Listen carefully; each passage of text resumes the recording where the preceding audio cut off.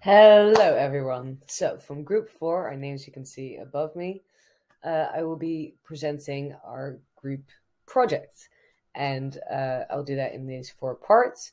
Those are introduction, methods, results, and discussion. Let's go in, shall we? Everyone knows Airbnb, the consumer-to-consumer platform. My group, you, probably even your grandmother. But what motivates people to make an actual accommodation booking, also known as an online purchase? And what motivates online buyers? And some literature says the main motivators are trust and presence. There is not one definition of trust to be found, but we use Wang's idea of holding elements of vulnerability. Presence we define as being able to imagine yourself somewhere without having visited that place. The descriptors that can aid in these are language, so formal versus informal, and imagery, or absence thereof. These descriptors influence the motivators in different ways. For instance, formal language, according to science, could enhance trust, but then decreases comprehensibility, and so might not motivate a purchase.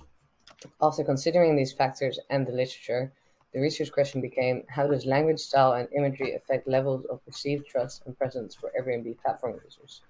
With also 3 hypotheses that boil down to us predicting informal language to enhance trust and use of images to enhance both trust and presence.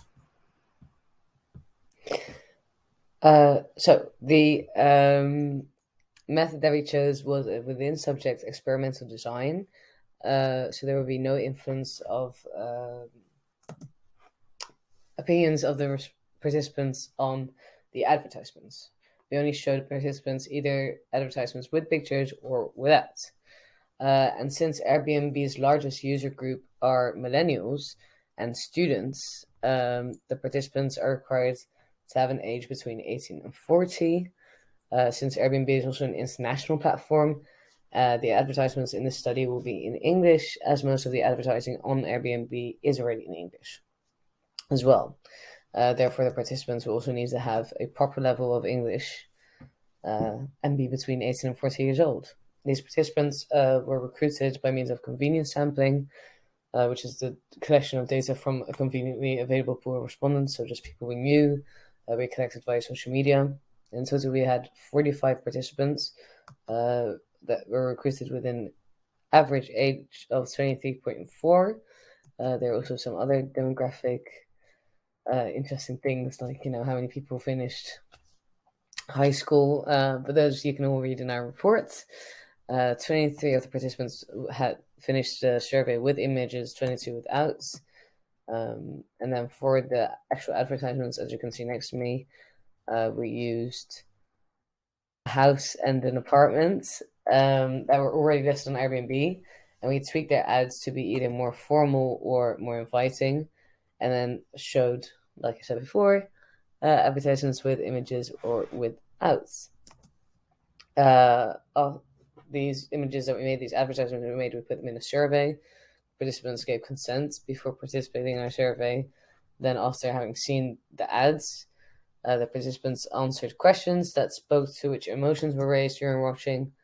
These questions were then based on pre-existing surveys on trust and spatial presence that have already been proven to be significant. We also asked some demographic questions to check if they met our predetermined requirements and to learn about their attitudes towards Airbnb. At the end of the survey, they were debriefed. Then the analysis of the data by means of several different paired t-tests within the statistical software program known as Stata. It was investigated what type of advertisement style leads to a higher degree of presence and of trust. So, in so doing, meaning a higher chance of consumers renting the actual apartment or house on Airbnb. The assumptions were also checked, and the effect of participants' attitudes before filling in our survey, their attitudes towards Airbnb. As I said, multiple analyses were performed, including 2 sample t-tests, paired t-tests. You can read all about them in our paper. On average, informal language was perceived as more trustworthy than formal language, with a significant difference. So hypothesis 1 was accepted. Another significant difference was found between images and no images, meaning that hypothesis 2 was also accepted.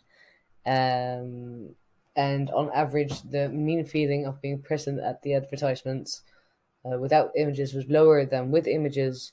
This difference was also significant, and therefore hypothesis 3 was accepted. The results overall show that advertisements with informal language and images have the highest willingness to be rented by participants, and the effect of attitude on trust and presence was non-significant. Airbnb has become an increasingly important platform for booking accommodations all over the world, and now is a crucial player in the hotel industry. This consumer-to-consumer platform provides people to rent their housing and book other accommodations. In order to make a successful advertisement of an accommodation, it is important to know what drives users, what drives buyers to make such an online purchase. To do so, an online survey was conducted among 45 participants. The results I just presented may have been affected. For instance, ads with images would already be perceived as inspiring more presence than those without, so not taking into account the language. Possible limitations of this study could also be that the pictures that were shown in the example advertisements were two different accommodations. This is an issue because preferences can differ for different accommodations. Our main recommendation for future research is to dive further into the phenomenon we uncovered, with definitely a larger participant pool and perhaps only showing them one ad to prevent cross-influencing.